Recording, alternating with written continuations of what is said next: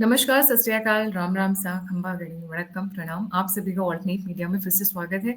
छोटे से इंटरवल के बाद हमारे साथ जुड़े हुए हैं शांतनु गुप्ता सर। शांतनु गुप्ता सर जिस तरीके से किताबें लिखते जा रहे हैं, मुझे ऐसा लग रहा है सर एक दिन मेरे को लाइब्रेरी बनानी पड़ेगी आपकी बुक्स के लिए। और अभी जो लेटेस्ट आई है, सब मैं चाहती हूँ कि पहले आप व्यूअर्स को वो बुक दिखाएं। That's really a nice one and a wholesome book on Kumbh, master class with Yogi Adityanath on Kumbh. Sir ने मैं अभी थोड़ी सी रिसेंटली। दिखा भी देता हूँ कैसी दिखती है किताब। जी जी। एक कॉमिक ग्राफिक बुक की तरह से है। उसमें बहुत सारी पजल्स और गेम्स भी हैं बच्चों के लिए, कुंभ को समझने के लिए। ये आप बच्चों के साथ आजकल ज्यादा जुड़ रहे हैं एंड आई लाइक दैट। आपने बच्चों के लिए भी कई बुक्स लिखी हैं रिसेंटली, छोटी मैं छोटी। बिकॉज गायत्री जी अपने बच्चे को होम स्कूल करता हूँ। मेरे 2 बच्चे हैं। अभी अभी पहली बार वो योगी जी से मिलके आया 2 हफ्ते पहले। ये किताब भी भेंट करी, अभिराम और नक्षत्रा। तो क्योंकि वो होम स्कूल है तो उनको पढ़ाते पढ़ाते जो अच्छी चीज निकलती है मैं उसको बुक में लिख के सब तक पहुंचाया जाए, ऐसी मेरी रामायण स्कूल की जर्नी शुरू हुई थी। इसलिए मुझे लगता है इंडियन नॉलेज सिस्टम में हम लोगों के साथ जो हो गया, तो हम लोगों का भी कॉलोनाइज्ड ही माइंड है। वो तो अब जाके पिछले कुछ समय में वो शुद्ध हुआ है। तो इन बच्चों का ना हो, कम से कम ये बचपन से रामायण महाभारत गीता कुंभ समझे। तो इसलिए मुझे लगता है कि कुंभ इतनी बड़ी चीज है, तो कुछ बच्चे जा पाएंगे, कुछ बच्चे नहीं जा पाएंगे, तो उनसे पास उसकी बात पूरी पहुंच जाए, इसलिए मेरा ये प्रयास था कुंभ पे किताब लिखने का। सर जब आप कहते हैं होम स्कूलिंग तो उसका क्या मतलब? वो स्कूल नहीं जाते हैं तो आप उन्हें घर पे वो पढ़ाते स्कूल हैं? नहीं जाते हैं, वो स्कूल नहीं जाते हैं, वो घर पे ही पढ़ते हैं। और फिर वो जो अपना 10th-12th है वो नेशनल इंडियन ओपन स्कूलिंग से और जो ओपन बोर्ड है उससे देंगे। और आप अपना करिकुलम खुद डिसाइड करते हैं उनके लिए। आप उनको वो बिल्कुल एंग्लिसाइज करिकुलम पढ़ाने की जरूरत नहीं है आपको। और आप वो पढ़ा सकते हैं, आप कुंभ पढ़ा सकते हैं, आप रामायण पढ़ा सकते हैं। आप रीडिंग, जब रीडिंग इंग्लिश की होती है तो आप महाभारत से इंग्लिश रीडिंग करवाइए, हिंदी रीडिंग आप रामायण से पढ़वाइए। तो जो स्किल्स है वो सारी सीखेंगे, लेकिन उनका कंटेंट आप खुद चूज कर सकते हैं। Wow sir, I am really proud आप जो कर रहे हैं, क्योंकि this is difficult than sending kids to हाँ टू स्कूल ना। बहुत आसान है कि सुबह बैकपैक करके भेज दो, हाँ, वो तो माई बड़ी स्कूल तो खुश देखिए होती आउटसोर्सिंग है। अपना बच्चा अपने स्कूल वाले को दे दिया पालने के लिए 8 घंटे के लिए। तो है। हाँ, जी। ठीक है, इट्स मोर वर्क। मैं अपनी पत्नी को ज्यादा श्रेय देना चाहूंगा, श्वेता। वो इसका ज्यादा हम्म। बड़ा बीड़ा उठा रही है। हाँ। नहीं, it's really a difficult job. और क्योंकि आपने बच्चों की बात की तो और कुंभ की बात चल रही है, तो याद है हम मूवीज देखते थे जब हम छोटे छोटे थे, कुंभ के मेले में बिछड़े हुए भाई, है ना? वो जुड़वा भाई बिछड़ देखिए, आप जाते थे या। बॉलीवुड की तो बात मत करिए। देखिए, बॉलीवुड ने हमारे दिमाग में जितना कचरा डाला है ना गायत्री जी, और हम सबके दिमाग में आज भी, हम तो पले तो बड़े उसी। और आज वो जेम्स ऑफ बॉलीवुड का हैंडल देखती हैं आप? मैं उस मूवी का सीन देखता हूँ, मैंने कहा पिक्चर तो मैंने भी देखी है, मैंने कभी नोटिस ही नहीं करा ये बात। मतलब वो हमारे भगवानों को गाली दे रहे हैं कि अमिताभ बच्चन को भगवान से शक्ति नहीं आ रही है, वो 736 का बिल्ला पहनने से शक्ति आ रही है उसको। तो उन्होंने जितना बॉलीवुड को, मतलब हीरो हीरोइन में प्रेम चल रहा है, बीच में मौला मौला पता नहीं कहां से आ जाते हैं, वो बिल्कुल तो स्मार्टली इंट्रोड्यूस करा है उन्होंने कि भगवान तुम्हारे बेकार है, मौला मौला से मिलेगा जो मिलेगा। और कुंभ बेकार है, महाभारत की किताब मत रखो घर में, नहीं तो महाभारत हो जाएगी। जबकि हमारे ऋषि कहते हैं महाभारत पंचम वेद है। मतलब हमारे जीवन की हर, जैसे आपके दिक्कत में कुछ झगड़ा हो आपके घर में, आप महाभारत पढ़ के उस झगड़े का सोल्यूशन निकाल सकते हैं। उल्टा है, बल्कि वो हर चीज का सोल्यूशन महाभारत है। लेकिन महाभारत अगर हिंदू परिवारों में चली गई, ये तो बहुत सॉर्टेड हो जाएंगे, ये तो बहुत सबल हो जाएंगे। महाभारत निकालो इनके इनके परिवारों से, महाभारत से झगड़ा हो जाता है, महाभारत से झगड़ा हो जाता है ना। महाभारत से बड़ा झगड़ा तो रामायण में है। रामायण का महाभारत का युद्ध चला 18 दिन, रामायण का चला तो 2 महीना। तो रामायण भी रखनी चाहिए।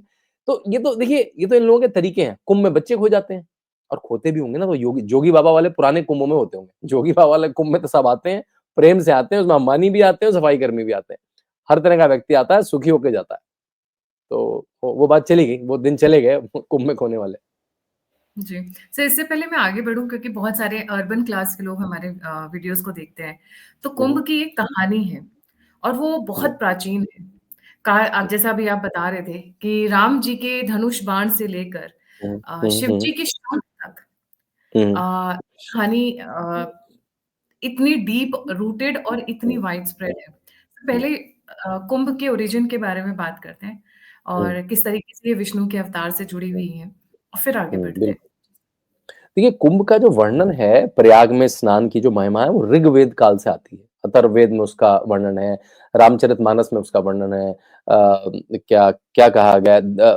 तीर्थों का देव कहा गया है, तीर्थों का सिरमौर कहा गया है प्रयागराज को।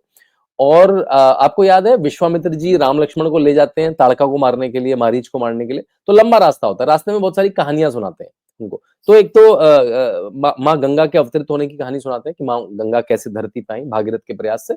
और साथ में कुंभ की समुद्र मंथन की कहानी सुनाते हैं। फिर जब मैंने कुंभ पे रिसर्च करी, मैंने देखा ये तो सारे शब्द हमारे जीवन में है। आपने बहुत सारे इवेंट अटेंड करे होंगे जिनका नाम होता है मंथन।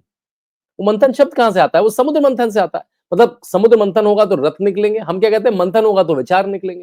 हमारे जीवन में आपको पूरे अपने कथानक में आपको देखेंगे, आप भी मार्क करिएगा कि कितने सारे जो हमारे जीवन में आस-पास चीज़ें हैं, वो कुंभ से आती है। देखिए कुंभ का मतलब तो शाब्दिक अर्थ तो एक मटका जैसा है, एक कुंभ एक बर्तन है, अर्दन पॉट कहते हैं ना, मिट्टी का घड़ा जैसा है। तो कुंभ मेला क्या मिट्टी के घड़े मिलते हैं वहाँ पे केवल ऐसा है क्या? देखिए वो तो वो उसमें घड़े में अमृत निकला, उस घड़े का महत्व है और वो कहानी जाती है विष्णु जी के भगवान विष्णु के दूसरे अवतार।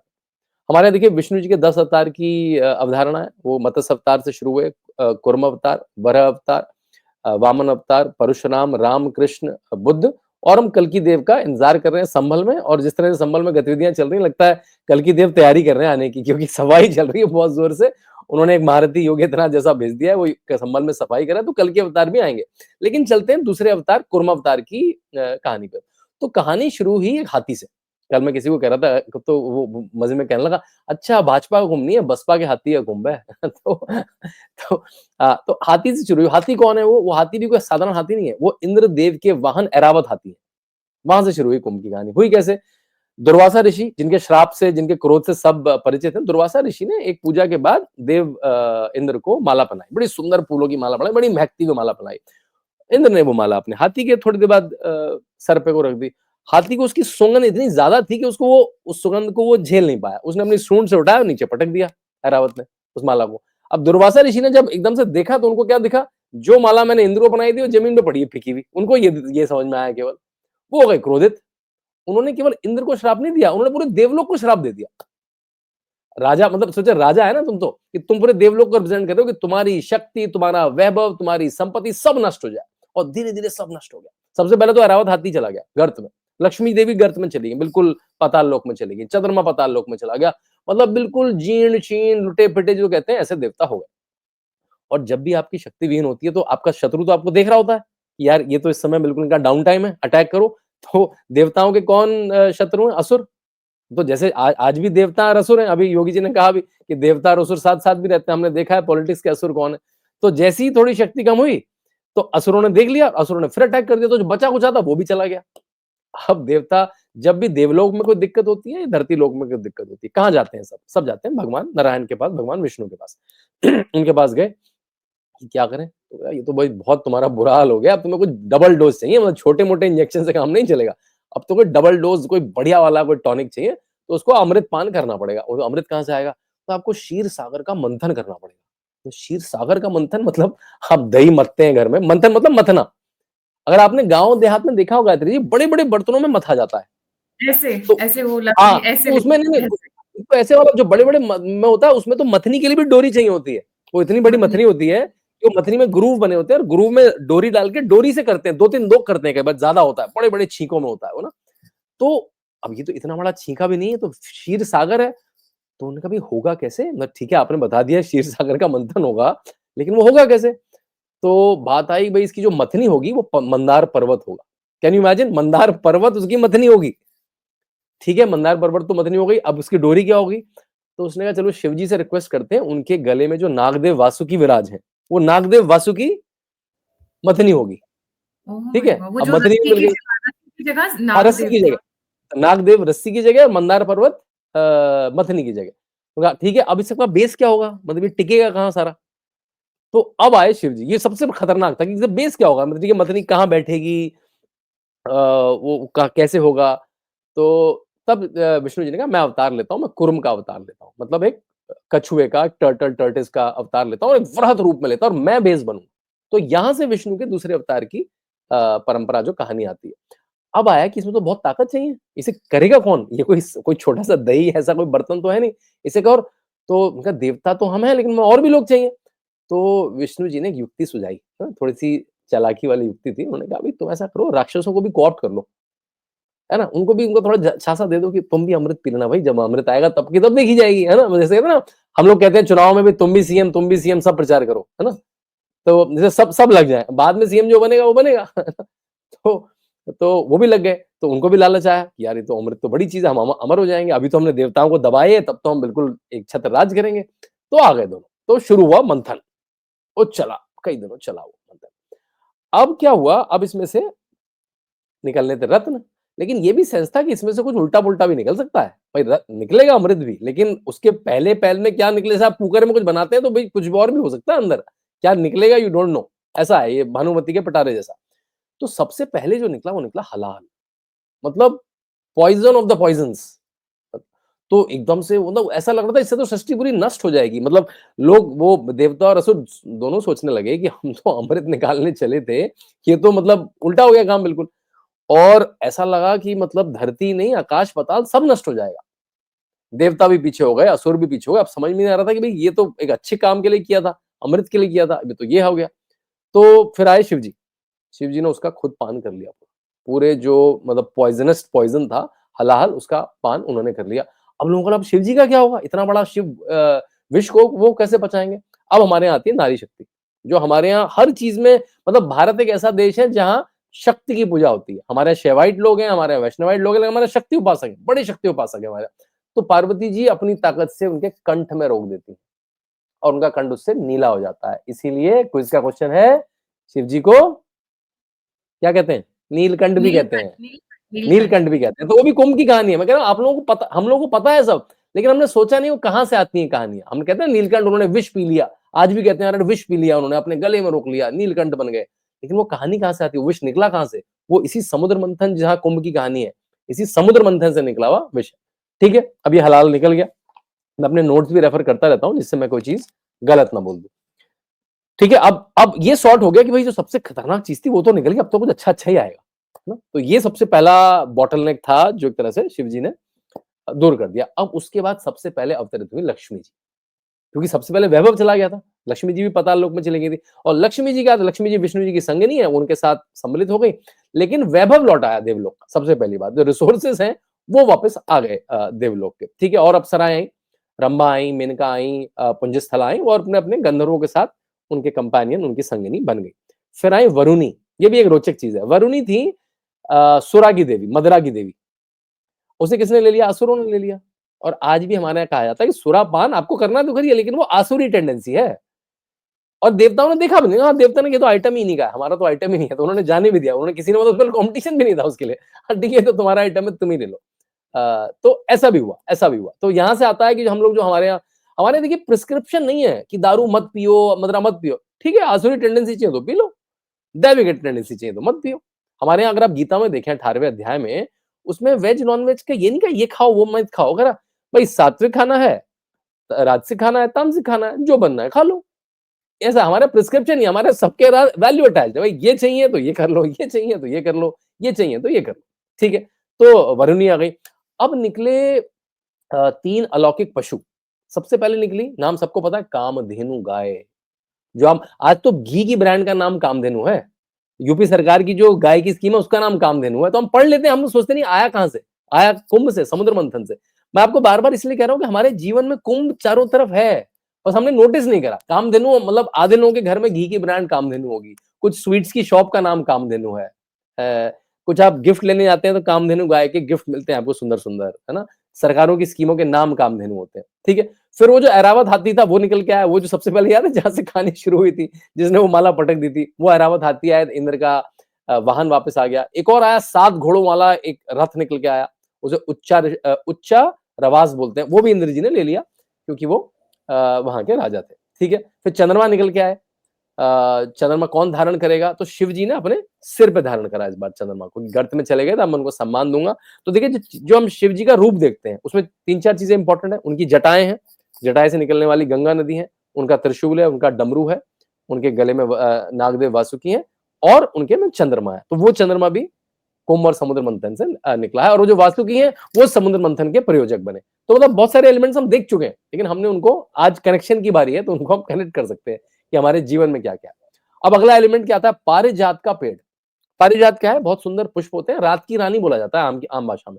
बहुत सुंदर खुशबू देते हैं। तो जैसे ही आया इतना सुंदर फूल, उसे इंद्र जी ले गए और देवलोक में लगा दिया। बल्कि ऐसा कहा जाता है कालांतर में कृष्ण जी और इंद्र जी में थोड़ा सा द्वंद्व हुआ पारिजात फूल को लेके, और कृष्ण जी जीत गए और उसे धरती पे ले आए। और आज भी कहा जाता है कि पारिजात के फूल तोड़ने नहीं चाहिए, वो जो जमीन पे गिर जाए, और अलाउड भी होता है जमीन से गिरे हुए फूल या पूजा में चढ़ाते हैं क्योंकि इतना दैविक फूल माना जाता है उसको। तो पारिजात की, जब भी आप पारिजात के फूलों से इस्तेमाल करके पूजा करें तो आपको समुद्र मंथन कुंभ की कहां से आया है और कृष्ण जी ने आपके लिए लड़के इंद्र जी से लड़के इसको धरती पे लाया है। ठीक है, अब निकलता है बड़ा तेजस्वी धनुष जो विश्वामित्र जी का क्रिएटेड, जो विश्वकर्मा जी का क्रिएटेड है विष्णु जी के लिए, उसे बोलते हैं शारंगा, शारंगा धनुष। और विष्णु जी ने अपने परशुराम रूप में, अपने राम रूप में और अपने कृष्ण रूप में इसी धनुष को इस्तेमाल किया, शारंगा में, जो समुद्र मंथन से निकला था विष्णु जी के पास। फिर निकला एक बड़ा शंख जिसके कहते हैं पंचजन्य। पंचजन्य के बड़े सारे उदाहरण है। कृष्ण जी ने जब महाभारत के युद्ध का उद्घोष करा, गायत्री जी याद है, अगर हमें वो देखते हैं सीन जहां से उद्घोष हुआ, और जब महाभारत का युद्ध खत्म हुआ 18 दिन बाद, तो धर्म की स्थापना के लिए फिर से जो उद्घोष करा वो पंचजन्य शंख से ही करा। हमारे आज के आम सामाजिक राजनीतिक जीवन में हम आरएसएस, राष्ट्रीय स्वयंसेवक संघ की हिंदी जो मैगजीन है उसका नाम पंचजन्य है। मतलब मैं ये बार बार इसलिए बता रहा हूँ कि कितनी चीजें हमारे आसपास है, हम थोड़ा सा खंगालेंगे तो हमें कुंभ इधर इधर इधर उधर हर जगह दिखेगा। फिर कौस्तुभ मणि निकली। अब आप कहेंगी कि इतनी देर हो गई भाई, ये सब काम इन सब के लिए तो नहीं किया था, वो अमृत का रह गया भाई अमृत के लिए किया था। तो अब निकले धन्वंतरी। धन्वंतरी कौन है? आयुर्वेद के ज्ञाता। तो आयुर्वेद का ज्ञान भी निकला साथ में। आयुर्वेद का ज्ञान ब्रह्मा जी ने दे दिया था, लेकिन उतना विस्तारित था कि किसी के लिए इस्तेमाल करना मुश्किल था। तो उसको 8 खंडों में, बिल्कुल जैसे कहते हैं वॉल्यूम्स में, धन्वंतरी जी ने उसको क्लासिफाई किया, और वो निकले लेके कुंभ। कुंभ मतलब घड़ा, मतलब कलश। किससे भरा हुआ? अमृत से भरा हुआ। तो जो विष्णु जी ने युक्ति दी थी कि भाई ये समुद्र मंथन करो, इससे अमृत निकलेगा, उसको पान करके आप अपनी शक्ति, अपना वैभव फिर से प्राप्त कर सकते हैं, तो अब जाके निकला। तो आपको लगा ठीक है अब तो सॉर्ट हो गया, अब आ गया अमृत, अमृत पी लो, खत्म। लेकिन इतना आसान कहाँ होता है सब कुछ, क्योंकि इनकी तो शक्ति क्षीण वीण है। आपने कोऑप्ट करा था असुरों को, वो खाली तो बैठे नहीं है कि आपको अमृत मिलेगा और वो चुपचाप आपको पीने देंगे। उन्होंने लपक लिया आपसे पहले और लेके चल दिए, अब आप कर लो जो करना है आपको।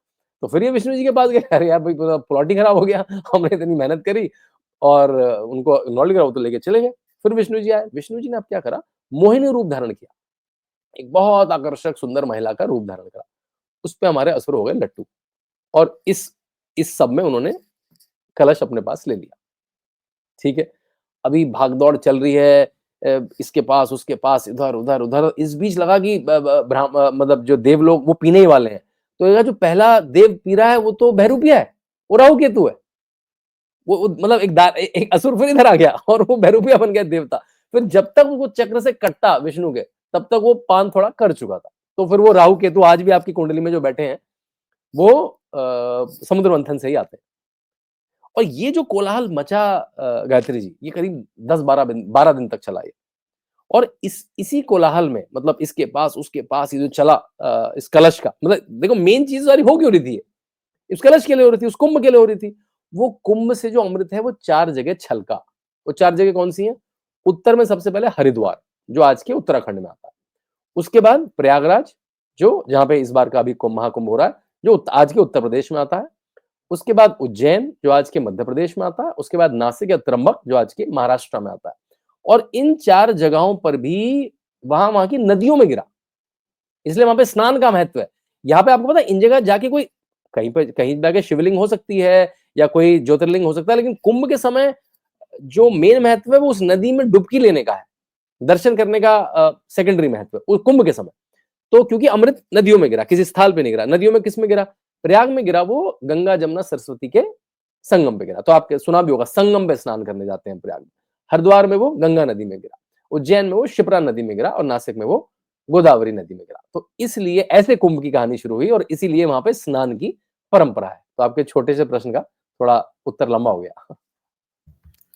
तभी तभी लोग जब कहते हैं कि क्या अयोध्या और काशी में भी हो सकता है कुंभ, तो थोड़ा-सा अचंभित होती है हम लोग, क्योंकि अचंभित अयोध्या होती और है भाई, जहाँ गिरा है वहां, मतलब अयोध्या का अपना बहुत महत्व है। और बड़ी सुंदर बात है, 11 तारीख है, 11 तारीख को आज उसका 1 साल की द्वादशी, आज उसकी सेरेमनी है। 11 तारीख को आज वो मन रही है, जैसे हम बात कर रहे हैं। जी, बिल्कुल सही। सर बताइए। ये तो हो गया हमारे कुंभ की शुरुआत, जी। और विष्णु जी के दूसरे रूप के बारे में हमने जो डिस्कस किया। हुँ, ये कितना पुराना है, ये जो फेस्टिवल है, ये जो हम हुँ, टाइमलाइन देख रहे हैं, कितना पुराना हुँ, है ये? हुँ। देखिए, भारत की चीज़ें इतनी प्राचीन हैं कि उसमें डेट अस्क्राइब करना बड़ा मुश्किल है। इसीलिए वेस्टर्न फिलॉसफर्स क्या करते हैं, कहते हैं ये तो हुआ ही नहीं था, पता नहीं कब का है ना? क्योंकि उनकी जीन तो 100-200 साल पुरानी है बस। मुझे याद है मैं स्विट्ज़रलैंड में था, 1 साल मैं वहाँ पे कुछ काम में था। तो मुझे मेरा मित्र मतलब जो श्वेत मित्र, गोरा मित्र था, वो कह रहा है कि मैं आपको संडे को एक किला दिखाने ले चलूँगा। तो अपनी बड़ी फैंसी सी कार लेके आया है वो और उसने कहा मैं आपको किला दिखाने ले चलूँगा। तो छोटा-सा घर था, कह रहा है ये 90 साल पुराना है। मैं 90 साल? 90 साल तो मेरे दादाजी का घर है। मतलब 90 साल भारत में प्राचीन नहीं माना जाता है। भारत के हर गाँव में छोटे-छोटे 500 1000 साल पुराना मंदिर है। नॉर्थ में तो चलो फिर भी तोड़ दिए। साउथ में जाओ तो आपको रैंडम बोलते हैं ये 1200 साल पुराना मंदिर है, ये 800 साल पुराना मंदिर है। मतलब कि भारत तो प्राचीन सभ्यता है। देखिए भारत का प्राचीन बहुत प्राचीन होता है। तो जो पहले उदाहरण आते हैं प्रयाग में स्नान करके उसके लाभ के वो आपको ऋग्वेद समय से आते हैं। Can you imagine that? मतलब ऋग्वेद में 10.89.7 अगर आप वर्ष देंगे तो आपको उसमें दिखेगा। आपको अथर्ववेद में, यजुर्वेद में वर्णन मिलेगा। आपको हमारे तो देखिए बहुत सारी चीजें जला दी गई, तक्षशिला जला दिया गया, नालंदा जला दी गई। तो हमें बहुत सारे अकाउंट फॉरेन ट्रैवलर से मिलते हैं। तो खासकर चाइनीज जो ट्रैवलर आए, हुआनसांग आए, उन्होंने बताया कि कैसे राजा हर्षवर्धन जो 500-600 एडी में हुए, वो वहां पे दान धर्म कर रहे हैं। उन्होंने कैसे विस्तार कर दिया। फिर इसको एक एकेडमिक टिंज दोबारा दिया आदि गुरु शंकराचार्य ने। उन्होंने कहा कि जितने जितने भी हमारे अलग-अलग सेक्ट हैं, वो अखंड हो जाएँ, वो अखाड़े बन जाएँ, जिसको हम अखाड़ा शब्द कहते हैं, वो अखाड़ा कुश्ती का अखाड़ा नहीं है, वो अखंडता से आता है, कि वो सारे अखंड हो जाएँ, जो 13 अखाड़े हैं, उनके बारे में हम डिटेल में विस्तार में बात करेंगे, कौन-कौन से अखाड़े हैं, उनका क्या-क्या महत्व है। वो सारे साथ में और ज्ञान का अर्जन करें वहाँ पे। और कैसे करें? देखिए हर हर जो साधु है, जो ऋषि है ना गायत्री जी, वो एक तरह का साइंटिस्ट है। कोई आयुर्वेद की खोज कर रहा है, कोई योग की खोज कर रहा है, मतलब उसमें और खोजें कर रहा है। कोई प्राणायाम के अलग-अलग तरीके निकाल रहा है, कोई मोक्ष प्राप्ति के अलग तरीके निकाल रहा है, कोई वेदों की अलग टिप्पणी कर रहा है, कोई पुराणों की अलग टिप्पणी कर रहा है, कोई उपनिषदों की अलग टिप्पणी कर रहा है। लेकिन ये अपना-अपना अलग-अलग बैठे हैं। Kumbh is like a mega conference will they all come together and share their knowledge. उसके पहले वो नैमिषारण्य में जाने का की विधा थी, वहां पे वो शास्त्रार्थ करते थे। वहां से जो ज्ञान का अमृत निकलता था उसको वो शेयर करते थे और शेयर आपस में करते थे और गृहस्थों से शेयर करते थे, क्योंकि जीवन तो गृहस्थों के काम आएगा ना। वो जैसे जैसे ऐसा होता है ना कि साइंस की कोई डिस्कवरी हुई लैब में और फिर वो किसी कंपनी को दे दी प्रोटोटाइप और उसने फिर उससे मास में प्रोडक्शन शुरू कर दिया। तो ये एक तरह से तो हुआनसांग ने बताया कि कैसे इसे आदि शंकराचार्य ने इसको बिल्कुल इंस्टीट्यूशनलाइज कर दिया, सारे अखाड़े कैसे इसमें जाएं, क्या करें। फिर बहुत सारे फॉरेन फिलोसोफर्स हैं, जेम्स क्या नाम है उनका, जेम्स लॉचेटफ्रेड या और जेम्स मिलनसन, इन्होंने अपनी किताबों में इसके बारे में लिखा है। रामायण में मैंने बताया इसका उदाहरण आता है, रामचरितमानस में तो इसका उदाहरण आता है, यहाँ तक कि आयने अकबरी और तबाकते अकबरी में इसका उदाहरण आता है कि कुंभ कितना इंपॉर्टेंट है। और देखिए जो अकबर जी थे, है ना? उन्होंने तो इसका नाम चेंज कर दिया। जो प्रयागराज का नाम अल्लाहाबाद हो गया, है ना? कि अल्लाह की जगह उनको इतना पसंद आया कि उन्होंने देखा कि इतनी बड़ी जगह है, इतने सारे लोग आ रहे हैं, इतनी श्रद्धा से आ रहे हैं, उनका नाम ही बदल दिया। वो तो धन्यवाद है योगी जी का, उस नाम को, पुराने नाम को, प्रयागराज को उन्होंने फिर से स्थापित कर दिया। तो मतलब इतना प्राचीन है कुंभ। युग युगांतरों से चला आ रहा है। मतलब मजे की बात है कि कल कोई तो मौलाना कह रहे थे कि ये कुंभ वक्फ की जमीन पे लगा है। तो योगी जी ने उसका जवाब भी दिया, भाई जब तुम्हारा बीज भी नहीं फूटा था तब से मेरी कुंभ की परंपरा है। तो कुंभ की सर परंपरा वहाँ जो हजारों सालों से चली आ रही है, आप कह रहे हो मेरी वक्फ की लैंड में, मतलब इससे बड़ा जोक हो सकता है कोई? सर वहाँ पे तो उन्होंने कहा अर्नब के स्वाद में कि बीज भी नहीं फूटा था। अभी अब बीज आप तुम्हारा जब इकोनॉमिक बीज भी फोरम नहीं में फूटा। हाँ, वर्ल्ड बिल्कुल, बिल्कुल, इकोनॉमिक बिल्कुल। फोरम में कहा था कि तुम्हारा अंडा भी नहीं आया था। हाँ, तो हाँ, हाँ, तो और देखिए अब मजे की बात बताऊँ, खासकर प्रयाग कुंभ में देखिए कुंभ होता क्या है, वो नदी के तट पे होता है। नदी का तट होता है क्या किसी का? मतलब नदी के तट पे होता है। और प्रयाग कुंभ में तो सुबह ही मेरे प्रयागवासी अंकार टंडन जी, उनसे बात हो रही थी। उन्होंने बताया कि ना प्रयाग कुंभ में बड़ी यूनिकनेस है, जो थोड़ी ऑर्गेनाइजेशन के लिए डिफिकल्ट भी आती है। नदी हर बार एक अलग किनारा छोड़ती है। नदी का बहाव कहाँ पे होगा और कौन-सा वो बैंक छोड़ेगी जहाँ पे हम कैंप लगाएँगे, वो 2-3 महीने पहले ही पता लगता है। तो आपको आखिरी के 2-3 महीने बहुत मेहनत करनी पड़ती है। ये प्रयाग ये कुंभ की एक बहुत विशेषता है। मतलब हाँ, ये प्रयाग शिफ्टिंग ये रिवर बोलते हैं, हाँ, वो शिफ्टिंग क्योंकि रिवर, बहुत मैंडरिंग हाँ, रिवर, हाँ, हाँ, वो मैंडरिंग। बेड कहाँ पे बनेगा, तो आप गूगल पे देखेंगे ना, आपका कैंप जहाँ होगा, वहाँ नदी दिखा रहा होगा आपको। मैंने पिछली बार मैं गया, इस बार तो गूगल से टाई अप कर लिया है, योगी सरकार ने, तो वो आपको मैप शायद मोस्ट प्रोबेबली ठीक से दिखाएगा। ये तो पिछली बार क्या था, हम चल रहे हैं, मैप लगा रहे हैं, तो नदी में खड़े हैं हम, नदी में तो नहीं खड़े हैं, यहाँ तो धरातल है। लेकिन वो धरातल रिकवर हुआ 3 महीना पहले, गूगल के मैप अपडेट भी नहीं हुआ है वो, वहाँ पे नदी दिखा रहा है। तो प्रयाग कुंभ में मतलब और ये ज़मीन वक़्फ की है। जो नदी के नीचे थी 3 महीने पहले, जो एक तरह से रिवर बेड है, मतलब रिवर बेड भी मेरा है, रिवर का धरातल भी मेरा है। इससे बड़ा उपहास कुछ हो सकता है क्या? तो इतना पुराना है कुंभ, गायत्री जी। तो ये बहुत इंटरेस्टिंग है कि मियांडरिंग करती है वहाँ पे रिवर हाँ, और मेंडरिंग जो करती है। ये थोड़ी प्रशासन के लिए दिक्कत भी हो जाती है कि भई व्यवस्था बनानी है ना उनको तो। वो कैसे बनाएँ, इधर बनाएँ कि उधर बनाएँ? तो उनको आखिरी 2-3 महीने बिल्कुल इस समय उत्तर प्रदेश के किसी भी अधिकारी को बात करने की फुर्सत नहीं है। वो बिल्कुल नहीं जोगी सर। बाबा के कुंभ में लगा है। जी, हुँ। बिल्कुल, बिल्कुल। तो ये फ्रीक्वेंसी को लेकर क्या कहानी है पीछे की, 3 हाँ साल, जी। 12 साल? जी। जी, जी। देखिए, ये क्या है मतलब ये और बड़ी सुंदर कहानी है। वो जो इसकी पौराणिक कहानी भी है, इसके साइंटिफिक वर्ज़न भी है। वो जो मैंने बताया ना, वो जो कलश के लिए जो मारा-मारी हुई, वो करीब 12 दिन चली, है ना? और देवताओं के 12 दिन मतलब हमारे 12 साल, ऐसा माना जाता है और वो बृहस्पति की दशा पर है।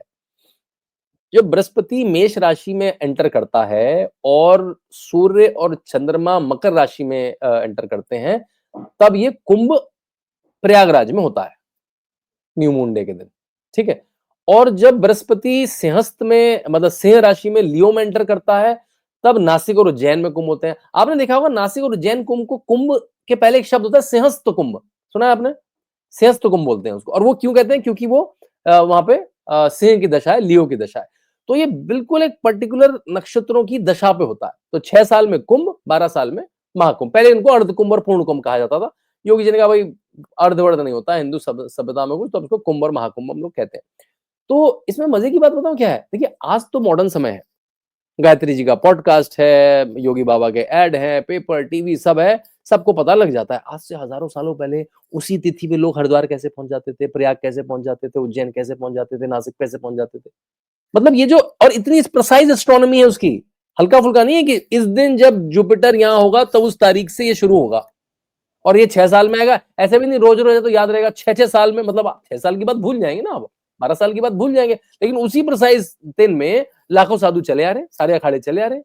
मतलब क्या है इसका? सादा-सादा मतलब है कि वो एस्ट्रोनॉमी के ज्ञाता थे और हमारा गृहस्थ भी चला आता था। जो लाखों करोड़ों लोग आते थे, गृहस्थ भी चले आते थे। या तो उनके गुरुजन या वो खुद, वो भी एस्ट्रोलॉजी के माहिर थे। अभी हमें कहते हैं वो तो वेस्ट ने हमें एस्ट्रोलॉजी दी है, एस्ट्रोनॉमी दी है। मतलब हमारी एस्ट्रोनॉमी, एस्ट्रोलॉजी तो सुपर एडवांस लेवल की थी कि हमारे लिए बड़ी कैजुअल सी बात थी। कोई बड़ी बात ही नहीं थी, जिसको आज हम इतना हव्वा बनाते हैं। ठीक है, हाँ, तारों की दशा ये है, आप वहाँ पे चलना है। तो बहुत सारे सूचक मिलते हैं हमको और इनके अलग-अलग महीने भी होते हैं। जैसे प्रयाग का तो बड़ी ठंडी में आता है। अभी जनवरी-फरवरी में आता है कड़ाके की ठंडी में। जो भी वहाँ से वीडियो डाल रहा है वो देख रहा है। हरिद्वार का आता है चैत्र में, वो मार्च से पानी थोड़ा ठंडा गर्म होता होगा ना, जो नदी में, जो गंगा नहीं जी में मतलब वो होता है लेकिन ठंडा ही होता है, मैं क्यों झूठ बोलूँ? आपको सांत्वना नहीं दूँगा, ठंडा ही होता है पानी। हाँ, जी। ठंडा ही होता है पानी, लेकिन आनंद आता है। हाँ, तो हरिद्वार जो कुंभ होता है वो चैत्र में पड़ता है करीब, वो पड़ता है मार्च-अप्रैल में। त्र्यंबक का जो कुंभ होता है वो भद्रपादा में पड़ता है, अगस्त-सितंबर में पड़ता है और उज्जैन का कुंभ वैशाख में पड़ता है, अप्रैल-मई में पड़ता है। तो सबसे कठिन कुंभ प्रयाग का ही होता है, इसलिए कठिन मतलब बड़ी भक्ति मतलब ज़्यादा पुण्य, है ना? तो ज़्यादा पुण्य लेना है तो कुंभ भाई बल्कि जो जो यूपी सरकार का स्लोगन है कि आओ हम सब के पुण्य फलें, चलो हम सब महाकुंभ चलें। तो अगर पुण्य कमाना है तो ये सीधा-सीधा है, प्रयाग कुंभ आना पड़ेगा। देखिए और ये भी बात है ना, जब जब हज़ारों सालों पहले कोई व्यवस्था नहीं थी, है ना? बल्कि और कांटे थे, मैं आपको बताऊँगा कैसे क्रिश्चियन मिशनरी, कैसे इस्लामिक लोग हमें तंग करते थे, टैक्स लगा देते थे, पिल्ग्रिम पिल्ग्रिम टैक्स लगा दिया जाता था कि पिल्ग्रिम है तो टैक्स लगेगा क्योंकि गोरों को तो टैक्स देना आता था बस। यार इतने लोग आ रहे हैं टैक्स लगा दो, सबसे 5-5 रुपए भी लेंगे तो दुगना लगान लेना होगा, है ना? वो तो लगान लगाते थे केवल। अरे! 1 मिनट हाँ। आप हैं? मैं थोड़ा आप रिकॉर्ड कर रही हैं नहीं? हाँ, हाँ जी। सॉरी हाँ। हाँ, तो क्रिश्चियन मिशनरी के समय, इस्लामिक आक्रांताओं के समय तो इसमें कभी टैक्स लगा दिया, कभी कुछ तोड़-फाड़ दिया, कुछ होने नहीं दिया। तो तब जब कुंभ में आ जाते थे, तो आज जब योगी बाबा ने आपके लिए फ्लाइट दे दी है, आपके लिए रेलवे स्टेशन दे दिया है, इतनी सारी ट्रेनें हो गई हैं, इतनी सारी फ्लाइटें आ गई हैं, इतना अच्छा रूट हो गया है, लाखों कैंप लगे हैं, होटल है वहाँ पे, व्यवस्था है, मुफ्त की व्यवस्था है, पेड व्यवस्था है, लग्ज़री कैंप है, डॉर्मेट्री है, मतलब ₹500 से लेकर ₹5,00,000 तक की व्यवस्था है वहाँ पे। तो आज आप नहीं आएँगे तो आपका ये आप ही सबसे बड़े अभागे होंगे। तो मैं तो कह रहा हूँ कि इस समय जो भी व्यक्ति के पास जानकारी पहुँच गई है कुंभ की, मतलब इतनी सुंदर वेबसाइट है kumbh.gov.in उसमें मतलब बिल्कुल ट्रैवल में जाएँगे वो सारे आपके वेरिफाइड टेंट बता देगा। सारे जितनी भी ट्रैवल कंपनियाँ हैं उन्होंने पैकेजेज़ बना दिए हैं। मतलब देखिए जो श्रद्धालु है वो तो गायत्री जी आएगा ही आएगा। हम तो अपने आप को मैं तो अपने आप को टूरिस्ट टाइप लोग समझता हूँ, कि हमें तो भई एयरपोर्ट भी चाहिए, हमें ट्रेन भी चाहिए, हमें टैक्सी भी चाहिए, हमें लग्ज़री कैम्प भी चाहिए, हमें सर्दी भी बहुत लगती है, हम टोपी भी पहनेंगे, इनर भी पहनेंगे। तो इसके बाद भी आप नहीं आते हैं तो मेरे ख्याल से ये बात जैसी सर नहीं। साधुस कैसे पहुँचते हैं, और वो भी नागा साधुस तो शरीर पे कपड़े ही नहीं हुँ। होते, पैर में कपड़े होते हैं। अच्छा, उनको क्या देखिए इन्विटेशन मिल जाता है आने के लिए? देखिए अब तो क्योंकि जोगी बाबा सबको इन्विटेशन भेजते ही हैं, लेकिन पहले तो कोई इन्विटेशन की परंपरा नहीं थी। तो जो साधु चला है, चला है। इसमें देखिए हमारे 13 अखाड़े होते हैं, है ना? और ये अखाड़े 3 तरह के अखाड़े होते हैं। एक होते हैं शैव अखाड़े, जो शिव के उपासक हैं। महानिर्वाणी, अटल, निरंजनी, आनंद, जूना, आवाहन, अग्नि, ये 7 हो गए, गिनते जाते हैं 13 अखाड़े ना, ये 7 हो गए शैवाइट अखाड़े। जूना अखाड़ा इसमें बहुत बड़ा है। जैसे किन्नर अखाड़ा है, वो जूना अखाड़े का पार्ट है। अब मैं जब किन्नर अखाड़ा सुनता हूँ, तो जो आजकल के एलजीबीटीक्यू वाले हैं, भई हमारे यहाँ तो किन्नर अखाड़ा बना हुआ है, हमारा तो सम्मान है उस परंपरा का तब से। आप तो आज नए-नए पैदा हुए हो, सम्मान करने की, भई ह्यूमन का जिस फॉर्म में है, उसकी जो टेंडेंसी है, हम उसको सम्मान करेंगे। हम तो किन्नर अखाड़े को हमने अखाड़ा बना रखा है उसके महामंडलेश्वर है और उसको हम सम्मान करते हैं, उसको हम देव पूज मानते हैं, उनके पैर छूते हैं, उनसे हम ज्ञान सीखते हैं। तो हमें ये नया ज्ञान ना दें, कि जो आप अभी भी सीखे हैं पिछले 5 दिन में। ठीक है, फिर हमारे यहाँ वैष्णव अखाड़े जाते हैं, तो विष्णु जी के उपासक हैं। निर्वाणी अखाड़ा, दिगंबर अखाड़ा, निर्मोही अखाड़ा। आप सब इन सब के नाम आपने अयोध्या में सुने होंगे, क्योंकि अयोध्या क्या है? वो विष्णु जी के अवतरण राम जी का है, तो वहां पे सारे अखाड़े आपको अयोध्या के आसपास नजर आएंगे। फिर जो 3 अखाड़े हैं, उदासीन अखाड़े, उनका सिख परंपरा से नाता है। लोग कहते हैं सिख और हिंदू तो अलग-अलग है। यहाँ पता लग गया सिख अखाड़े आते हैं वहां पे। My God! उनके क्या सिख नाम? अखाड़ा, ये हाँ, तो सिख अखाड़े, उदासीन अखाड़ों में सिख सेक्ट के लोग होते हैं। उनके नाम बताता हूँ। बड़ा पंचायती उदासीन, छोटा पंचायती उदासीन और निर्मल। ठीक है, निर्मल अखाड़ा, तो निर्मल का तो बहुत सारे निर्मल संत होते हैं जो उनमें जो छोटी जातियां मानी जाती हैं उनके साथ काम करते हैं, वो सारे वहां पे आते हैं।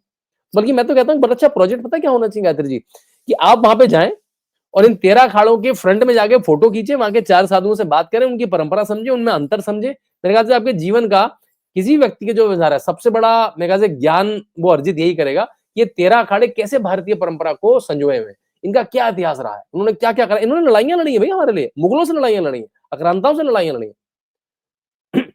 और इनमें 2 चीजें देखने वाली है, ये अखाड़ों में 2 चीजें देखने वाली है। पहली तो उनके मुझे नाम थोड़े से उतने पसंद नहीं है, थोड़े उर्दू से लिए हुए नाम है। बल्कि मैं आपके पॉडकास्ट के माध्यम से संत समाज से कहूंगा कि अगली बार से नामों को भी परिवर्तित कर दें। एक है पेशवाई, एक है शाही स्नान। दोनों उर्दू से उद्धृत शब्द है, लेकिन चीज बड़ी उत्तम है। पेशवाई क्या होती है? जैसे मान लिया जूना अखाड़े की पेशवाई है, तो जूना अखाड़े के जो महामंडलेश्वर होंगे, मतलब हेड ऑफ द जो इस समय अवधेशानंद जी है, और फिर उनके जो श्री महंत होंगे, उनके जो अलग संत होंगे, कोई घोड़े पे, कोई हाथी में, कोई रथ में, और कुछ कुछ नागा साधु जमीन में, वो अपने प्रतीकों के साथ, अपने धनुष, तीर, कमान, डमरू लेके, गाना बजाते हुए, नृत्य करते हुए वो सड़कों पे निकलते हैं और एक तरह से उद्घोष करते हैं कि हम कुंभ में आ गए हैं। और फिर वो अपने कैंप में एंटर करते हैं। एक तरह का बड़ा बड़ा सुंदर गृह प्रवेश है, कह सकते हैं। वो एंटर करते हैं, उद्घोष करते हैं कि हम आ चुके हैं, हमारी ये प्रक्रिया होगी, हमारे यहाँ खाना बटेगा, हमारे यहाँ ये, वो बताते भी हमारा क्या क्या होने वाला है, मतलब एक डिक्लेयर करते हैं कि अब आपको खाना खाना है। देखिए कुंभ में खाने की तो दिक्कत ही नहीं है, आपका बल्कि पेट खराब हो जाएगा, इतना खाना मिल रहा है। मतलब हर हर अखाड़ा खाना खिला रहा है, बड़ा सुंदर खाना खिला रहा है, और हर अखाड़े का टेस्ट भी अलग है, अलग तरह का खाना है। कोई साउथ का अखाड़ा है, कोई नॉर्थ का अखाड़ा है, कोई इधर संत है, वहां के संत है, 10,000 कैंप लगे, तो वो उद्घोष करते हुए सुनते हैं, उसे कहते हैं पेशवाई। वो तो हो चुकी है, लेकिन अब ना वो कुंभ से पहले हो जाती है, कुंभ के 15 दिन पहले हो जाती है, अलग अलग दिन एलोकेट हो जाते हैं उनके, वो चलते हुए चलते हैं। It's a delight for photographers. ठीक है, फिर आते हैं शाही स्नान। करीब करीब 3 शाही स्नान और 3 और अलौकिक स्नान माने जाते हैं। वो क्या क्या है बता देता हूँ। 13 तारीख को, जिस दिन कुंभ शुरू हुआ है, पौष पूर्णिमा के दिन शुरू होगा। अगले दिन 14 को मकर संक्रांति, फिर 29 जनवरी को मौनी अमावस्या। ये सबसे बड़ा स्नान होता है। इसमें पिछली बार 4 से 4.5 करोड़ आए थे। मतलब आप मान सकती हैं, जिस जिस प्रयागराज जिले की जनसंख्या, बल्कि कल मैं किसी पॉडकास्ट में गलत बोल गया, 50 लाख, 20-25 लाख जनसंख्या है केवल प्रयागराज की, उसमें अगर 3-4 करोड़ लोग एक दिन में आ जाएं, सोचिए। बल्कि मेला एरिया में हर समय 50 लाख 1 करोड़ लोग तो हर समय रह रहे होते हैं एट अ टाइम। तो मेला जो एरिया है वो तो शहर से अलग होता है, लेकिन उसका एक अलग डीएम, उसका एक अलग एसपी होता है, उसकी पूरी व्यवस्था होती है, वो एक अलग शहर जैसा बन जाता है। ठीक है, तो मौनी अमावस्या आ गई, फिर बसंत पंचमी 3 फरवरी को, फिर माघ पूर्णिमा 12 फरवरी को, और 26 फरवरी को महाशिवरात्रि के साथ कुंभ खत्म होगा। तो ये जो 6 स्नान है, ये शाही स्नान, ये भी देखने जैसे हैं। तो आपको इसमें अपने अपने आकार के हिसाब से अलग अलग टाइम एलोकेट हो जाता है 13 के 13 अखाड़ों को। और उस भरी सर्दी में जब हम 1 लेयर, 2 लेयर, 3 लेयर, ये वाली जैकेट, यूएस वाली जैकेट, -5 की जैकेट, ये वाला टोपा, ये वाला मोजा, 3 मोजे, जूते, बूट पहन के खड़े हैं उन साधुओं को देखने के लिए, वो उसी सर्दी में केवल लंगोट पहन के, शरीर पे भस्म बल के, आदिनाथ शिवा की तरह भागते हुए आते हैं, बिल्कुल उद्वेलित होके, हाथ में कभी त्रिशूल होता है, डमरू होता है, कूद जाते हैं उसमें अपनी जटाओं के साथ, लॉन्च हो जाते हैं एक तरह से। वो दृश्य देखने वाला होता है। उनके शरीर पे रोंगटे तक नहीं होते, ठंड के रोंगटे खड़े हो जाते हैं ना गूज़बम्प, वो भी नहीं होते उनके। मतलब they are as cool as, जैसे कुछ हो ही नहीं रखा है, वो ठंड-वंड तो है ही नहीं। और ऐसा नहीं कि वो बीमार पड़ जा रहे हैं, वो है ना वैसे जैसे हैं। तो मतलब कुछ तो तप है ना, कुछ तो तप का तापमान है, जो हमारे राहुल गांधी कहते हैं तपस्या से गर्मी पैदा होती है। हाँ, सो मतलब प्लीज उनका डू तो मेंशन ओछा। हाँ, हम भी सॉरी, बहुत सॉरी, सॉरी। हाँ, वैसे मैंने गलत सारे कर दिया। इसे कहते हैं ना, जैसे मैंने वो इस समय ताड़ का सुभाव, मैंने सुबाहु का काम करा। मारीच की इतनी अच्छी बात के बीच में मैं कहाँ किसका नाम ले आया। हाँ, तो ठीक है, उसे हटाइए। छ, छ, छ, ओम, ओम, ओम, ओम, ओम, ओम। हाँ, तो जी। मतलब आप, लेकिन आप जब आप, मैं पिछली बार जब कुंभ में देख रहा था ना, इतने सारे कपड़े पहन के मुझे अपने पर ग्लानि हो रही थी। लेकिन मैंने कहा अगर मैं तो कपड़े कम रख लिए, एक आध स्वेटर उतार दिया, हम तो बीमार पड़ जाएँगे। इतनी ठंड में सुबह सा 3 बजे 4 बजे हमारे लिए 3 बजे 4 बजे उठना एक ब्रह्म मुहूर्त में एक बहुत बड़ा काम है। और उसमें वहाँ पहुँचना जहाँ पे वो हैं और उनको देखना। तो ये दोनों चीज़ें, पेशवाई और शाही स्नान, ये देखने जैसा होता है। बल्कि मैं तो कह रहा हूँ कि लाइफ़ में एक बार एम बनाइए सब लोग कि कुंभ स्टार्ट होने के 10 दिन पहले से पूरा कुंभ अटेंड करिए, वहीं रहिए। और उसके लिए एक बड़ी एक तरह से एक प्रकल्प भी है, उसे कहते हैं कल्पवास। आपके दिमाग में ये सवाल आता होगा कि भाई जनता भी आती है क्या केवल साधु-साधु का है? भाई साधु जो ज्ञान देते हैं किसको देते हैं? गृहस्थों को देते हैं। अगर मैं प्रवचन गुरुजी दे रहे हैं तो सुनने वाले हैं, तो बहुत सारे गृहस्थ आते हैं। मतलब जो इतने सारे करोड़ों लोग हैं उसमें 10-15% साधु हैं, बाकी सब तो गृहस्थ ही हैं, सांसारिक लोग हैं। वो अपने कर्म काटने आते हैं, जिसे कहते हैं ना भाई, जो उन्होंने, जो भी उनको लगता है कि उनसे कुछ गलती हो गई है या और पुण्य अर्जित करना है, तो वो वहाँ पे आते हैं वो। तो अ कुछ तो लोग दर्शन करने आते हैं और श्रद्धा से आते हैं, 2 दिन के लिए, 4 दिन के आते हैं। कुछ लोग जो आते हैं पूरे-पूरे 45 दिन के लिए आते हैं और वहीं रहते हैं। और उन्हें कहते हैं कल्पवासी, वो कल्पवास करते हैं वहाँ पे, 45 डेज़ का गृहस्थ लोग। और बड़े एक, मतलब महर्षि दत्तात्रेय ने उनके लिए 21 नियमों का पालन करने का ऐसा सुझाव दिया है। और कहते हैं अगर आपने बिल्कुल पूर्ण रूप से वो 45 दिन का किसी भी कुंभ में कल्पवास किया, तो वो 100 साल तक डेली निर्जल उपवास के बराबर पुण्य मिलेगा आपको। आप समझ रहे हैं, 100 साल को निर्जल उपवास कौन रख सकता है? प्रैक्टिकली नहीं है। यानी उससे जो पुण्य मिलेगा, वो आपको 45 दिन पूरे कुंभ में कल्पवास करने से मिलेगा। अगर आप मुझे 2 मिनट का समय दें, तो मैं 21 सारे व्रत हैं वो पढ़ना चाहूँगा। कि क्या वो 21 ओथ हैं और क्या आपको करना पड़ता है। सुनने में आपको सिंपल लगेंगी, लेकिन वो सिंपल शायद है नहीं। सबसे पहला है कि आपको सच बोलना है ना? हम लोग सब बहुत सारा झूठ बोलते हैं दिन में ना। ठीक है, सच बोलना है, आपको अहिंसा का पालन करना है, आपको अपनी इंद्रियों पे बिल्कुल वश रखना है, आपको सारे जीव-जंतुओं पे मर्सी, दया का भाव रखना है। आप अगर शादीशुदा भी हैं, तो आपको ब्रह्मचर्य का पालन करना है उस समय। आपको किसी भी तरह का नशा उस समय नहीं करना है, आपको ब्रह्म मुहूर्त में रोज़ उठना है, रोज़। आपको बिल्कुल रिलीजियसली 3 बार स्नान करना है। आपको 3 अपनी जो पूजाएँ करनी है, सुबह की, दोपहर की और शाम की पूजा करनी है। आपको पितरों का दान करना है। अगर आप कर भी चुके हैं पितरों के समय, लेकिन फिर से अपने पितरों का दान करना है। आपको जनरली भी दान पुण्य करते रहना है। डेली दान पुण्य करते रहना है, अलग-अलग जितनी भी आपकी क्षमता हो। आपको जाप में लगे रहना है। आपको अलग-अलग संतों का, अलग-अलग अखाड़ों पे जाके सत्संग का सेवन करना है। आपको जो जो एरिया है मेला का, उसके बाहर नहीं जाना है कि आज थोड़ा प्रयाग घूम लूँ, आज थोड़ा शहर में चला जाऊँ। वो नहीं करना, आपको मेले एरिया में अपने आप को रिस्ट्रिक्ट रखना है। आपको साधु संतों की सेवा में लगे रहना है। आपको जहाँ बड़ी-बड़ी पूजाएँ चल रही हैं, अनुष्ठान चल रहे हैं, यज्ञ चल रहे हैं, उसमें पार्टिसिपेट करना है। आपको दिन में केवल 1 बार खाना है। आपको भूमि पे शयन करना है इतनी ठंडी में। आपको अग्नि का सेवन भी करना है। वो तो अच्छी बात है, चलिए आपको अग्नि का सेवन करने से तो थोड़ा-सा तप मिलेगा। और आपको देव पूजन निरंतर रूप से करना है। ये 21 व्रत अगर आप 45 दिन तक करते हैं, तो जैसे मैंने बताया, ऐसा कहा जाता है कि 100 सालों तक निर्जल उपवास, बिना भोजन के उपवास से जो आपको पुण्य मिलेगा, वो कल्पवास से मिलता है। तो इस तरह से साधु सन्यासी और क्या कहते हैं, गृहस्थ कुंभ में। और ये कल्पवासी छोटे-मोटे नहीं है, संख्या में नहीं है। पिछली बार 10 लाख थे, इस बार 15 से 20 लाख लोग एक्सपेक्टेड हैं, जो कल्पवासी होंगे केवल, जो अपना टेंट बना के वहाँ पे रहेंगे। और खुद सोचिए, देखिए मेरे गुरुजी कहते हैं, जिनसे मेरी मेडिटेशन की शिक्षा हुई है, कि आप जब घर में मेडिटेशन करते हैं, ध्यान करते हैं, तो आपके पूरे घर की वेवलेंथ, जो उसका माहौल है, उसकी शक्ति वो बढ़ती है। तो ये जब 10 लाख लोग वापस जाते हैं अपने-अपने मोहल्लों में, अपने-अपने घरों में, परिवारों में, तो ये भारत की चेतना को बढ़ा देते हैं। ये जो 40-50 करोड़ लोग आने वाले हैं, जो डुबकी लेके जाएँगे, जब ये वापस जाएँगे उस माहौल को, उस पवित्रता को, उस डिविनिटी को, उस ताकत को लेके, तो ये पूरे भारत का जो नेशनल कॉन्शियसनेस है वो ऊपर हो जाएगा। ये बड़ी इंपॉर्टेंट बात है।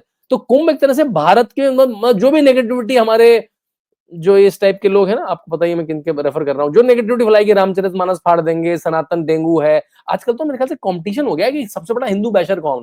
मेरे ख्याल से ना एक अवार्ड निकालना चाहिए गायत्री जी आपको, the Hindu basher of the year. उसमें कंपटीशन है, राहुल गांधी जी कंपीट करते रहते हैं कि नहीं मैं सबसे बड़ा हिंदू बैशर हूँ, मुझे मुस्लिम वोट चाहिए। उदयनिधि आपने कहते हैं नहीं नहीं बहुत नहीं अच्छा नहीं, सवाल किया है, मैं इस पे मैं तो बहुत हिंदू ज़्यादा को वो बोलूंगा, डेंगू बोलूंगा। मैं तो नहीं नहीं, अखिलेश जी कहते नहीं नहीं तुम तो रामचरितमानस फाड़ो। वो रावण चंद्रशेखर रावण कह रहे हैं पापी हैं सारे हिंदू, ये तो अपना पाप मिटाने जा रहे हैं कुंभ में। तो हिंदू बैशर की तो लिस्ट है। तो ये जो सारी नेगेटिविटी फैला दी है, इसका पूरा जो डिविनिटी है इसको ढक लेती है। तो इसलिए हमारे यहाँ जैसे वो रिजुनवेशन की परंपराएं होती हैं, तो एक तरह का नेशनल रिजुनवेशन भी है कुंभ, जो 6 साल में आता है और ऑलमोस्ट हर 2-3 साल में पड़ ही जाता है कोई ना कोई कुंभ, बिटवीन ऑल द 4 प्लेसेस। तो ऐसे भी कुंभ को देखना चाहिए कि नेशनल कॉन्शियसनेस को, नेशनल कलेक्टिव डिविनिटी को बढ़ा देता है। कलेक्टिव पॉजिटिव वाइब्स को बढ़ाता है। Exactly, collective positive vibe. क्योंकि देखिए आप नहीं जा पा रहे हैं, ये व्यक्ति नहीं जा पा रहा, लेकिन आपके मोहल्ले पड़ोस शहर से तो आदमी जा रहा है ना, वापस तो आ रहा है आपके शहर में, आपके मोहल्ले में, आपके गांव में वापस आ रहा है वो वापस। तो वो उस डिविनिटी को वापस लेके आ रहा है, उस ताकत को, उस शक्ति को लेके आ रहा है जो वहां अखाड़ों से मिला, संतों से मिला। कहते हैं वो नागा साधु को देखना भर भी आपकी शक्ति को बढ़ाता है, जो उस तप को कर रहे हैं, बहुत समय से कर रहे हैं। तो ये नेशनल कॉन्शियस बढ़ेगी, देखिए तभी फिर से फरवरी मार्च के बाद से क्या बढ़िया इकोनॉमी जाएगी हमारी। जी, सर हम इतनी पॉजिटिव बातें कर रहे हैं, उसमें दूसरी बातें करने का मन नहीं कर रहा है। बट कुंभ के ऊपर बहुत आक्रांताओं ने टाइम्स हम्म, इमेमोरियल खराब करने की बिल्कुल कोशिश की है। बिल्कुल बिल्कुल जी, बिल्कुल। चाहे वो इस्लामिक देखिए, इन्वेजन्स रहे या वो क्रिश्चियन इन्वेजन्स रहे। जी, बिल्कुल, बिल्कुल, बिल्कुल। देखिए, पहले तो मैंने कहा अकबर जी ने तो नाम ही बदल दिया उसका, वहाँ पे एक फोर्ट बना हुआ है पूरा। उन्होंने कहा कि भई इनको क्या होता है ना, सारी मस्जिदें मंदिरों को सटा के बनानी है। क्योंकि 2 कारण है, एक तो मंदिर तोड़ के बनानी है, उनको पता है हमें तो पता नहीं है एनर्जी कहाँ है, क्या है। मंदिर वालों को सब पता है कि कहाँ पे एनर्जी है, कौन-सी पुण्य जगह है, वहीं पे बनाओ बगल में जाके, है ना? तो सब चिपका-चिपका के भई कि काशी विश्वनाथ के बगल में हम ज्ञान वापी बना देंगे, यहाँ पे ये जामा मस्जिद बना देंगे, संभल में ये बना देंगे। तो पहले तो वो हुआ। फिर फिर जब क्रिश्चियन मिशनरी आए, तो उन्होंने 2 तरह से, पहले तो मैंने बताया पिलग्रिम टैक्स लगा दिया, ईस्ट इंडिया कंपनी ने, ट्रेडर्स पे टैक्स लगा दिया। फिर प्रयागवाल्स जो होते हैं, जो वहाँ के जो पुजारी होते हैं प्रयाग के, उनको प्रयागवाल्स बोला जाता है।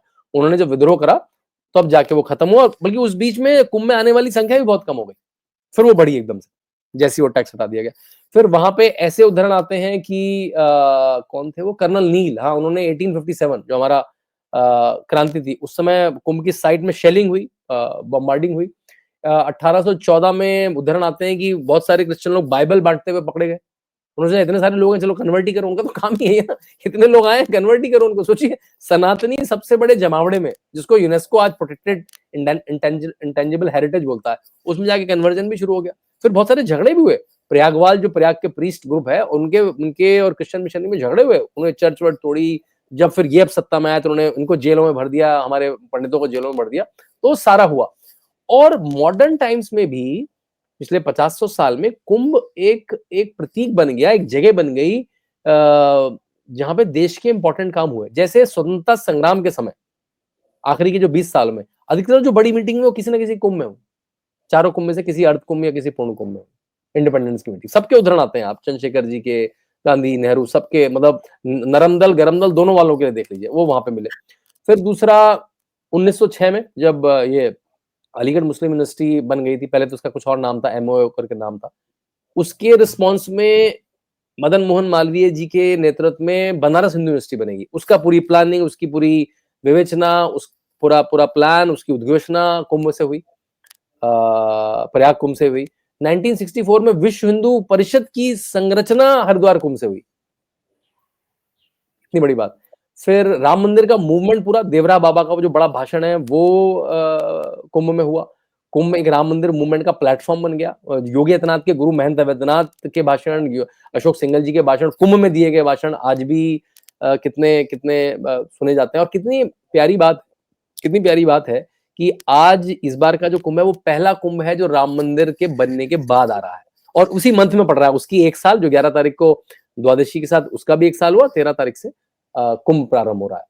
तो मतलब कुंभ बहुत हमारे फलक्रम में रहा है, हमारे जीवन के, भारतीय जीवन के, चाहे वो इंडिपेंडेंस मूवमेंट हो, चाहे वो प्री इंडिपेंडेंस हो, चाहे वो विश्व हिंदू परिषद बन रही हो, चाहे वो बनारस हिंदू यूनिवर्सिटी बन रही हो, चाहे वो राम मंदिर का मूवमेंट हो, इंडिपेंडेंस मूवमेंट हो, कुंभ सबके फलक्रम में रहा है। और उसको योगी आदित्यनाथ और नरेंद्र मोदी जी इतने स्तर पे ले गए कि मतलब इस समय वो, मतलब उसमें फॉरेन फॉरेन डिग्निटरीज आ रहे हैं, उसमें एम्बेसडर्स आएंगे, उसमें बड़ी बड़ी रिसर्च हो रही है, एलएससी कुछ रिसर्च कर रहा है, हार्वर्ड कुछ रिसर्च कर रहा है, आईएम कुछ रिसर्च कर रहा है, आईआईटी कानपुर कुछ रिसर्च कर रहा है, उसके मैनेजमेंट पे, उसके क्राउड मैनेजमेंट पे, उसमें वाटर के अंडर के ड्रोन भेजे जा रहे हैं, उसकी सुरक्षा कैसे हो, 40 करोड़ लोग कैसे एक जगह, मतलब यूएस की पॉपुलेशन है 40 करोड़ गायत्री जी, उतने लोग 2 महीने में उत्तर प्रदेश में आके चले जाएंगे। तो मतलब कोई छोटी मोटी घटना नहीं है, ये दुनिया का सबसे बड़ा जमावड़ा है किसी एक जगह पे, सबसे बड़ा क्राउड मैनेजमेंट में। तो श्रद्धा की दृष्टि से, अलौकिक दृष्टि से, सामाजिक दृष्टि से और साइंटिफिक मैनेजमेंट स्ट्रक्चर की दृष्टि से, मतलब ये अलौकिक चीज है। और सरकार ने कितना सुंदर कर दिया, हर धार्मिक पंडाल में, पिछली बार करीब 5,500 पंडाल लगे थे, इस बार 10,000 पंडाल लगे। पंडाल मतलब जिसमें रहने की व्यवस्था, खाने की व्यवस्था, कार्यक्रम, हर पंडाल में कार्यक्रम मंच होता है, जिसमें सत्संग चलते हैं, जिसमें सांस्कृतिक कार्यक्रम होते हैं। सरकार ने अपने वृहत 4-5 पंडाल लगाए, बड़े पंडाल लगाए, जिसमें मतलब आपको तमिलनाडु से लेकर हैदराबाद से लेकर आंध्र प्रदेश, उड़ीसा, गुजरात, पंजाब, आसाम, सबके सांस्कृतिक कार्यक्रम दिखते रहेंगे कि कोई अपनी अपनी अपनी वेशभूषा में रामायण प्रस्तुत कर रहा है, कोई देवी के नृत्य प्रस्तुत कर रहा है, कोई महाभारत प्रस्तुत कर रहा है। तो मतलब अगर आप वहां 30-40 दिन रह लिए तो आपको भारत का संपूर्ण ज्ञान हो जाएगा। तो मेरा तो मैं हर बार रहता हूँ 20-25 दिन, इस बार भी करीब 20-25 दिन रहने का प्लान है। कुछ कुछ जगह कार्यक्रम होंगे, कुछ जगह मैं ऐसे ही अपने आप अकेले घूमूंगा और समझूंगा, उसको सोक इन करूंगा। तो जिसके पास अभी भी प्लान नहीं बना है तो कोई बड़ी बात नहीं, अभी भी प्लान बना सकते हैं। kumbh.gov.in में जाइए।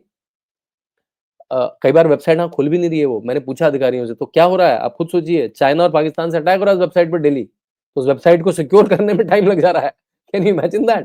मतलब हिंदू अपना जीवन जी ना ले ठीक से, मतलब वो अपने कुंभ में जाने की उस वेबसाइट, मतलब ऐसा भी नहीं कोई खतरनाक वेबसाइट हो, उसमें क्या लिखा है ट्रैवल यहाँ करें, यहाँ रहे, वहां, उस वेबसाइट पे भी अटैक, मतलब ऐसे शत्रुओं से घिरा हुआ है हिंदू। और हिंदू फोबिया नहीं है, हिंदू फोबिया शब्द बोलेंगे तो अरे नहीं हिंदू का कौन तंग कर रहा है, कुंभ की वेबसाइट तो चलने नहीं दे रहे गधे।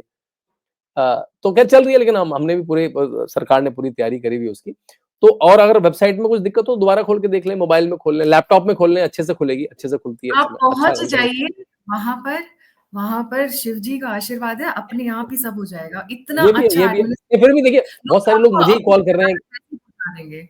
जी हाँ, बहुत सारे लोग मुझसे पूछ रहे हैं कैसी व्यवस्था होगी, तो मैं, क्योंकि आपका पॉडकास्ट बहुत सारे लोग सुनते हैं, तो मैं बता दूं kumbh.gov.in की वेबसाइट पे जाइए, उसमें ट्रैवल और स्टे के सेक्शन में देखिए, फ्लाइट है, ट्रेन है, रोड है। अगर आपको प्रयाग में एयरपोर्ट है, अच्छा उसका टर्मिनल और बड़ा हो गया। अगर आपको लगता है कि प्रयाग की फ्लाइट नहीं मिल पा रही है या फ्लाइट महंगी पड़ रही है, तो और क्या तरीके हैं जुगाड़।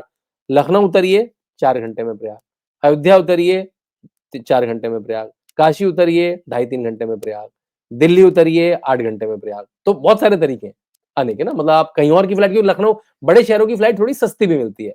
अगर आप हैदराबाद से लखनऊ आ रहे हैं, मुंबई से लखनऊ आ रहे हैं, बैंगलोर से लखनऊ आ रहे हैं, दिल्ली से लखनऊ आ रहे हैं, नई फ्लाइट मिल पा रही है, एकदम से प्लान बना, यहाँ पे आ जाइए। वहां पे होम स्टे है, वहां पे शहर में होटल में रह लीजिए, कैंप में रह लीजिए, किसी साधु संत से परिचय है, किसी अखाड़े से परिचय है, किसी सामाजिक संस्था से परिचय, सबके कैंप लगे हुए हैं। थोड़ा जल्दी नहीं आना चाह रहे, लेट की तरफ आइए, कुंभ थोड़ा सा हल्का हो जाता है 10 फरवरी के बाद, तब आ जाइए, लेकिन आइए जरूर। जो भी ये पॉडकास्ट सुन रहा है और कम से कम भारत में है, क्योंकि जो विदेश में रह रहा है मैं समझ सकता हूँ, व्यय आता है, खर्च आता है भारत में आने का, भारत अरे में हम है तो विदेशी, हम पहुंच रहे हैं सर, ऐसे मत बोलिए, हम लोग इतने सारे अगर नहीं, विदेशी। अगर मैं तो देखिए उन्हीं के बेनिफिट डाउट में कह रहा हूँ, लेकिन अगर ये पॉडकास्ट सुन रहे हैं तो आपको कुंभ जरूर आना है ना, कुंभ जरूर आना है। और आपका, आपके परिवार का, आपके समाज का, आसपास रहने वालों का जो कल्याण होगा कुंभ आके, और जो आप अपनी आंखों से देखेंगे, कैप्चर भी नहीं कर पाएंगे अपनी आंखों में, वो जो वहां पे विहंगम दृश्य होगा ना, इतना सारा, तो वो अद्भुत होगा। तो कुंभ जरूर आइए। और उसका जो चैटबॉट है ना, वो मतलब वो 12 भाषाओं में है, कैन यू इमेजिन, और वो वॉइस टू टेक्स्ट भी है, मतलब आप तमिल में बोलिए, तमिल में आंसर देगी योगी बाबा की साइड, आप उड़िया में बोलिए, उड़िया में आंसर देगी योगी बाबा की साइड, मतलब इतना आसान कर देगा कोई आदमी व्यक्ति, उसके बाद भी नहीं आएंगे आप, तो कैसे चलेगा। जी, तो आइए सब लोग आप कुंभ 2019 में और आइए। 2025 के एक तो स्केल में बहुत डिफरेंस है, और क्या-क्या स्केल में बहुत डिफरेंसेस डिफरेंस है? स्केल में बहुत देखिए, डिफरेंस है। पहले वो कुंभ था जिसको हम पहले अर्धकुंभ कहते थे, ये पूर्ण कुंभ है जिसको हम महाकुंभ कहते हैं, वो है। स्केल में बड़ा फर्क है, वो 3-3.5 हजार हेक्टेयर में था, ये 4-4.5 हेक्टेयर में है, कि वो 8 किलोमीटर का घाट था, या 12 किलोमीटर का घाट है। उस समय करीब 8 से 10 लाख कल्पवासी आए थे, इस बार 15 से 20 लाख कल्पवासी आएंगे। उस समय अगर 1-1.25 लाख टॉयलेट बने थे, अब 1.5 लाख टॉयलेट बनेंगे, तो हर चीज 1.5-2 गुना हो चुकी है ना। और जो सबसे बड़ी बात है, जो कैंप लगने थे, वो करीब 5,500 कैंप लगने थे। टेंट नहीं कह रहा हूँ, टेंट तो सिंगल टेंट, कैंप मतलब एक अखाड़े का टेंट, एक सामाजिक संस्था का टेंट, ऐसे 5,500 संस्थाओं ने लगा दिया, इस बार 10,000 संस्थाएं लगा रही हैं। Can you imagine that? मतलब एक पूरा शहर है वो, उसका अलग डीएम। योगी आदित्यनाथ ने best of the officer Vijay Kiran Anand जिन्होंने पिछला कुंभ कराया था, उनको लगाया। बेस्ट ऑफ द पुलिस में कौन बेस्ट लोग हैं, सूचना में बेस्ट लोग हैं, बाहर के हम एक्सपर्ट्स को ले सकते हैं क्या, किसी कंसल्टिंग कंपनी को ले सकते हैं क्या, जो चैट बॉट है वो समग्र बोल के एक संस्थान है जो IIT-IIM के उसमें लोग हैं, उन्होंने बनाई है। AI की बिल्कुल भाषिनी, ओला ने उसमें फंडिंग करी है। मतलब जो बेस्ट ऑफ द बेस्ट चीजें हैं वो इन्वॉल्व करके लगाई गई हैं 19 में।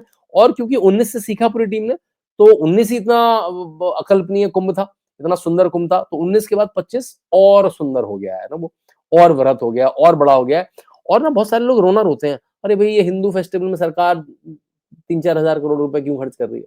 पहले तो उस 3-4 हजार करोड़ रुपए में गायत्री 70% परमानेंट इंस्टॉलेशन है, मतलब परमानेंट ब्रिज बन गया, परमानेंट सड़कें बन गई, परमानेंट ऐसी चीज बन गई जो शहर की हो गई वो, मतलब ऐसा नहीं कि केवल अरेंजमेंट्स की हैं जो कार्यक्रम के बाद हट जाएंगी।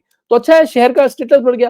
पिछले 2 कुंभों से प्रयागराज का तो सूरत ही बदल गई है। प्रयागराज बिल्कुल एक टॉप टाउन्स की लीग में आ गया है ऑल ऑफ अ सडन, इतना इतना सुंदर हो गया है। तो पिछली बार लोगों ने बहुत रोया कि यार 4,000 करोड़ रुपए खर्च कर दिए योगी ने। बाद में जैसे कुंभ खत्म हुआ तो CII की report I, confederation of Indian industries की, कि इस 4,000 करोड़ ने 1 लाख करोड़ से ज्यादा की इकोनॉमी पैदा करी है। कल ही योगी आदित्यनाथ उत्तर प्रदेश का बता रहे थे एक इंटरव्यू में कि भाई एक आदमी ऐसा माना जाता है जब आता है किसी भी जगह पे, बिल्कुल एक लोअर मिडिल क्लास का आदमी, वो भी 2 से 3,000 रुपए खर्च करता है, 5,000 रुपए खर्च करता है। वो आता है, वो ट्रेन से आता है, फ्लाइट से आता है, बस से आता है, रोड से आता है, वो उसमें पैसे खर्च करता है। वो आता है, मंदिर में चढ़ावा करता है, पुजारी को पैसे देता है, हाथ के कलावे खरीदता है, कड़े खरीदता है, मूर्ति खरीदता है, खाना खाता है, थैला खरीदता है, धर्मशाला में रहता है, होटल में रहता है, टैक्सी लेता है, ऑटो लेता है, ई रिक्शा लेता है, बहुत सारी विधाएं। तो अयोध्या में कितने लोग आते थे मंदिर बनने से पहले? 2 लाख लोग, 3 लाख लोग, 4 लाख लोग, 5 लाख लोग मैक्सिमम पूरे साल में। अभी कितना है? 16 करोड़ लोग। मतलब कोई कंपैरिजन भी नहीं है। मतलब 16 करोड़ में अगर आप 3-4 हजार लगा दें तो 50 से 80 हजार, 1 लाख करोड़ की इकोनॉमी अयोध्या को दे दी उन्होंने।